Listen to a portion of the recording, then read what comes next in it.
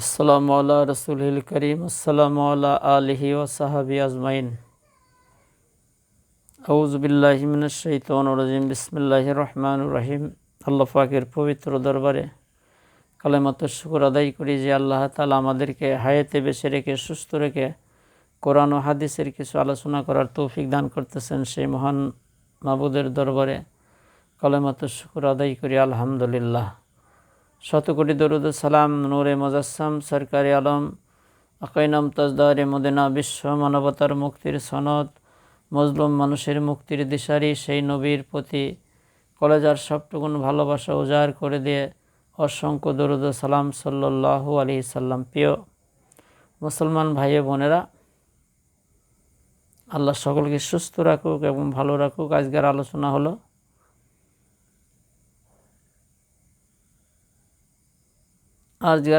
হলো আমরা কার সাথে থাকব। আল্লাহ রসুল বলে, মান তাশাব্বা বিকাউমিন ফাহুয়া মিনহুম ওয়াহুল বুখারী। যে জাতির অনুকরণ করবে, মোহাব্বত রাখবে, তার সাথেই তার হাসর হবে। সেই বুখারীর হাদিস। আপনি কার সাথে চলেন, কার সাথে বসেন, কার সাথে বন্ধুত্ব করেন, কার সাথে রাজনীতি করেন, যাকে আপনি ভালোবাসবেন কিয়ামতের ময়দানে তার সাথেই আপনার হাসর হবে। আর যে জাতিকে অনুসরণ করবে, সমর্থন করবেন, আপনি যাকে সমর্থন করবেন বা নেতা বানাবেন বা ভোট দেবেন, সেই ব্যক্তি যতগুলো ভালো কাজ করবে আপনি তার সওয়াব পাবেন। আর যদি সে খারাপ কাজ করে আপনি তারও যাজা পাবেন। কিয়ামতের ময়দানে আল্লাহ রাব্বুল আলামিন যার নেতা বা অভিভাবক হিসাবে কিয়ামতের ময়দানে আপনাকে হাজির করবেন। তাহলে বলেন, আমি কিয়ামতের ময়দানে যদি এমন একটা নেতার সাথে আমাকে তোলে যে খালি মোষ আছে, দাড়ি নাই, এক ওয়াক্ত নামাজ পড়ে নাই, গরিব মিসকিনের হক কোটি কোটি টাকা মেরে খেয়েছেন, তাহলে কি আপনি নাজাত পাবেন? এরকম কোনো চিন্তাধারা আছে? অনেকেই নামাজটাকে মনে করেছেন, রোজাটাকে মনে করেছেন, হজটাকে মনে করেছেন ইসলাম, আর সব হলো এগুলো কোরআনের বাহিরের কাজ। কিন্তু আপনার পারিবারিক জীবন, অর্থনৈতিক জীবন, রাজনৈতিক জীবন, সামাজিক জীবন, যত জীবন আছে আপনাকে কোরআন ফলো করতে হবে। কোরআন যদি ফলো না করেন আপনি ডিলিট হয়ে যাবেন। এই জন্যে কিয়ামতের ময়দানে কেউ কারো দিকে তাকাবে না, কেউ কারো উপকার করতে পারবে না। অনেকের উপর ভরসা করে আশা করে বসে আছেন যে অমুক আমাকে সুপারিশ করবে, অমুক আমাকে উপকার করবে। অনেকে ইবাদত বন্দেগীও ছেড়ে দিয়েছে। এখনও সময় আছে, সতর্ক হয়ে যান। কোরআনের কথা, কেউ কারো উপকার করবে না।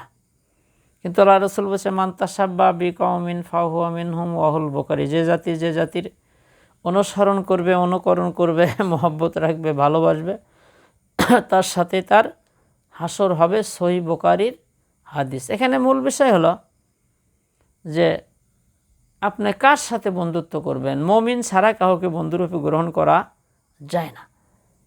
আল্লাহ রাব্বুল আলামিন বলে যে মুমিন ছাড়া তোমরা কাউকে বন্ধুরূপে গ্রহণ করো না। আমার অনেক আলোচনা আছে ভিডিওর মধ্যে। তো মুমিনের হলো 8টা গুণ। 1 নম্বর গুণ হলো মুমিন 5 ওয়াক্ত সালাত বিনয়ের সাথে আদায় করে। মুমিন ফাহিশা কথা বলে না। মুমিন টাকা থাকলে হজ করে। মুমিন টাকা থাকলে যাকাত দেয়। মুমিন ইজ্জতের হেফাজত করে। এই ধরনের 8টা গুণ যার মধ্যে থাকবে সে হলো মুমিন। এখন আপনি কার সাথে চলেন, কাকে নেতা বানান, কার পাশে স্লোগান দেন, মসজিদে নামাজ পড়ে যে বাহিরে যে আপনি কার সাথে দল করতেছেন, কার সাথে রাজনীতি করতেছেন, এমন একটা লোককে আপনি নেতা বানালেন, তার পিছনে দৌড়দৌড়ি করলেন। সেই নেতা এমপি বা মন্ত্রী জনগণের কোটি কোটি কোটি টাকা মেরে ধরে খেলো, আপনি কি নাজাত পাবেন? কোনো দিনও না। ওই লোকটা আপনি যে ভোট দিয়ে নেতা বানালেন বা এমপি বানালেন, ওই লোকটা সরকার বানালেন, যতগুলো সওয়াবের কাজ করবে আপনি পাবেন। আর যতগুলো গুনার কাজ করবে সমপরিমাণ গুনাহ আপনার আমল নামায় চলে আসবে। নাউজুবিল্লাহি মিন যালিক। আমাদের দেশের মানুষগুলো এমন একটা পর্যায়ের মধ্যে চলে গেছে, তারা কিছুই বোঝে না। মনে করছে নামাজ কালাম, টাকা থাকলে হজ করলাম, বাস ইসলামের কাজ শেষ। আর যতগুলো কাজ করব সব হলো মানুষের তৈরি করা আইন ও কানুন। এটা ইসলামে নাই। ইসলামের ইতিহাস পড়ে দেখুন। আল্লাহ কোরআনুল কারীমের মধ্যে বলে, তোমরা বিচ্ছিন্ন হয়ে না। জামিয়া শব্দ ব্যবহার করেছেন। তোমরা সিটা ঢালা পাখিরের মতো ঐক্য হয়ে যাও। আজ দেখেন আমাদের মধ্যে কত দলাদলি ফালাফালি। আজ যারা মুসলমান তারা যদি এক দল হতো, এক প্ল্যাটফর্মে থাকতো, তাহলে কোনো বাতিল শক্তি আল্লাহ ছাড়া এমন কোনো শক্তি নাই যে মুসলমানকে ঘায়েল করতে পারে। আর দেখেন মুসলমানের কত দল, পীরের মধ্যে কত দল, তারপরে মনে করেন যে বিভিন্ন নেতাদের মধ্যে কত দল, রাজনীতিক কত দল। কেউকে সহ্য করতে পারছে না মরা গরুর মতো, কি গান মানে আরও খামো আরও খামো, এরকম একটা ধান্দাবাজি। মানে ইসলাম কমপ্লিট কোর্ট অফ লাইফ। আর ইসলাম মধ্যে মানে যাকে বলে মজলিসে সুরা, আপনি পরামর্শের ভিত্তিক একটা কাজ করতে হবে। কোনো মানুষকে যখন কোনো দায়িত্ব দিতে চাইবে, তারা যারা মুমিন মুত্তাকিন তারা কিন্তু দায়িত্ব গ্রহণ করতে চাবে না। হাই সর্বনাশ, আমি এমপি হলাম, মন্ত্রী হলাম, চেয়ারম্যান হলাম, মেম্বার হলাম, এই দায়িত্ব যদি পালন না করতে পারি তাহলে কিয়ামতের ময়দানে আল্লাহ আমাকে ধরবে। আজ দেখেন এক দলের মধ্যে 36 জন দাঁড়ায়। কি এদের কি আসলে থিওরিটি ভালো? যে কোনো দল, আমি কোনো দলের দালালি করতেছি না। এই যে নির্বাচন সামনে, এই যে বৈষম্য আন্দোলনের বা কোঠা আন্দোলনের ছাত্রছাত্রীরা বুকের তাজা রক্ত দিয়ে দেশ স্বাধীন করেছে, তারা চেষ্টা করতেছে একটু দেশকে সুন্দর করার জন্য। আর দেখেন অনেকে লাফালাফি করতেছে তাড়াতাড়ি ইলেকশন দেওয়া, মানে কি এগুলো কি?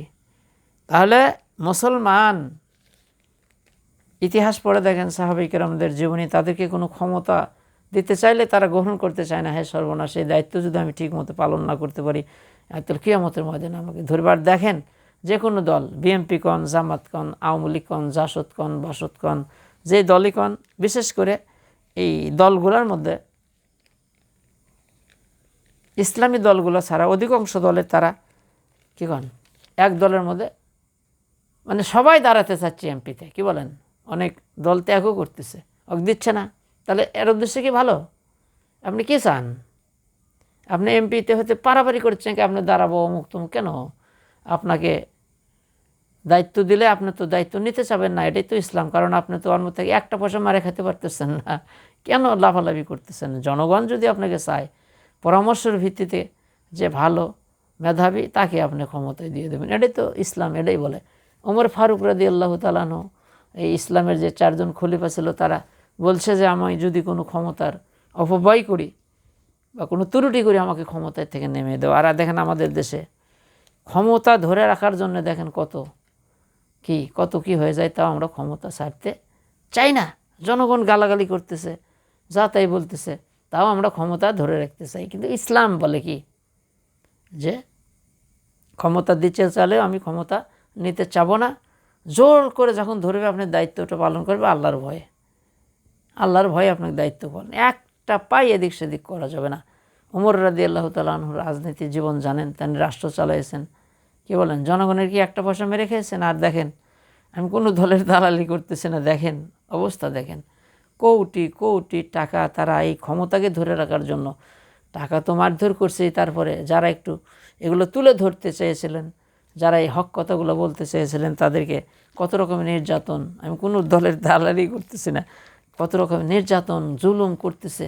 একটা করে দল যখন ক্ষমতায় যায়, সবাই না, তাদের মধ্যে থেকে এমপি মন্ত্রীর সেলা চামটা, এরা টেন্ডারবাজি, তাজাবাজি, মানে মার ধর খাওয়া দাওয়া, মানে একবারে অন্যরকম একটা সিস্টেম হয়ে যায়। এই জন্যে ভালো মানুষ ছাড়া কাউকে আপনি সমর্থন করতে পারেন না। যদি করেন, সে যতগুলো পাপ করবে, যতগুলো গুনাহ করবে, সমস্ত গুনাহ আপনার আমলে নামার মধ্যে ঢুকে যাবে, কোনো রেহাই পাবেন না। আপনি 100 বার হজ করেও রেহাই পাবেন না, আপনি জীবন চিল্লা দিয়েও রেহাই পাবেন না, আপনি নামাজ যতই পড়েন, তাহাজ্জুদ পড়েন, কেন এমন একটা এমপি মন্ত্রী বা নেতাকে আপনি সমর্থন করেন বা ভোট দেন, সেই লোকটা জনগণের এতিম মিসকিনের সব টাকাগুলো মেরে খায়। আল্লাহর জাতের কসম করে বলতে পারি আপনি জান্নাতের ঘেরান দেখবেন না। এই জন্য আমরা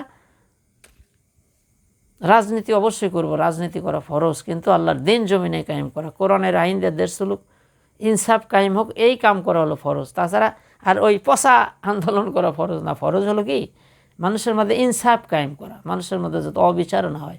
আল্লাহর নবী, বিশ্ব নবী সারাটা জীবন এই হক কথাগুলো বলেছে। আর রাসূল বলেছে যে হক কথা বলে না সে হলো বোবা শয়তান। আপনার সমাজে, আপনার গ্রামে অন্যায় হবে, জুলুম হবে, অশ্লীল হবে, বেহায়াপনা হবে, মাদক চলবে, আপনি মসজিদের মধ্যে বসে থেকে জিকির করবেন, এর নাম ইসলাম না। আল্লাহ রসুলের জীবনী পড়ে দেখেন, সারাটা জীবন তিনি অন্যায়ের বিরুদ্ধে করেছে। আর প্রিয় দেশবাসী এবং দেশের বাহির থেকে আমার যারা চ্যানেলটা দেখতেছেন, আজকের আলোচনা হলো যে কিয়ামতের ময়দানে যার যার নেতা যাকে অনুসরণ করে তাকসহ কিয়ামতের ময়দানে আল্লাহর দরবারে হাজির করবে। দেখেন আপনি, আমি নামাজি মানুষ, হাজি মানুষ, এমন একটা দলের নেতার সাথে আমাকে তুললো যে এক ওয়াক্ত নামাজ পড়ে না, প্যান্ট ছেঁচড়া যাচ্ছে, খালি মোষ কী কন ঘুষ খায়ে খেয়ে দুর্নীতি করে করে ফ্যাট এরকম হয়ে গেছে। ওরকম একটা নেতার সাথে যদি আমাকে তুলে এখন আমি জান্নাতে যাওয়ার কোনো সম্ভাবনা আছে? এই জন্যে এই যে ছাত্র সমাজ তারা অত্যন্ত চেষ্টা করতেছে, আপনারা তাদেরকে হেল্প করেন। লাফালাফি করতেছেন কেন? ওদেরকে হেল্প করেন যে বাবা তোমরা ভালো করে চলো, এই কাজগুলো করো, ইয়াং জেনারেশন তারাই তো কাজ করবে। রাসূলকে বাধা দিয়েছেন বৃদ্ধরা আর যুবকেরাই সহযোগিতা করেছে। আল্লাহ পাক আমাদেরকে বুঝে সুঝে আমরা যেন রাজনীতি করতে পারি। ভালো নেতা ছাড়া আমরা কোনো নেতা বানাবো না, এমপি মন্ত্রী আমরা তাদেরকে সমর্থই করবো না। যদি ভালো মানুষ পাই, নেককার পরহেজগার মোত্তাকিন আল্লাহর ভয় সিনার মধ্যে যারা আছে তাকে আমরা সমর্থন করবো, তাকে আমরা নেতা বানাবো, তাকে আমরা সংসদে পাঠাবো। তাহলেই সব শান্তি হবে, দুর্নীতি থাকবে না, সুদ থাকবে না, ঘুষ থাকবে না, ধর্ষণ থাকবে না। কোরআন আর আইন করতে হবে কোরআন থেকে, সব বিচার করবে রাসূলের সুন্নাত থেকে, তাহলে দেশ সুন্দর হবে। আল্লাহ পাক আমাদেরকে তৌফিক দান করুক। আজ থেকে তওবা করব, কোনো যদি ভণ্ড নেতার সাথে বা ওই খারাপ যারা মারে ধরে খায় তার সাথে যদি থাকি বা দল করি, আজ থেকে তওবা করে আমরা ভালো হয়ে যাই। আল্লাহ আমাদের তৌফিক দান করুক। আসসালামু আলাইকুম রহমতুল্লাহ।